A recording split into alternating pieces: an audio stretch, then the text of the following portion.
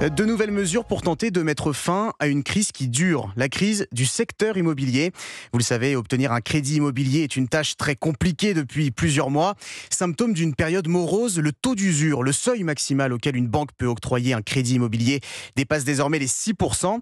Alors Margot Faudéré, le Haut Conseil de stabilité financière a décidé de faire bouger les règles pour permettre davantage de prêts. Quelles sont les mesures prises aujourd'hui ? Alors le taux d'endettement ne bouge pas, il reste à 35% du revenu.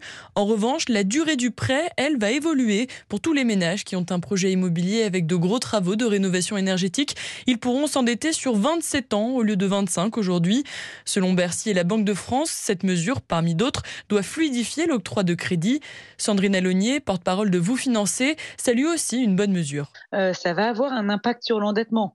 Par exemple, 300 000 euros sur 27 ans, au lieu de 25, eh bien, ça permet de faire baisser la mensualité de plus de 65 euros et ça permet de gagner 1 point d'endettement. En plus de la durée du prêt, le Haut Conseil de stabilité financière a décidé de sortir les intérêts d'un prêt relais du calcul du taux d'endettement pour permettre à plus de Français de demander un crédit.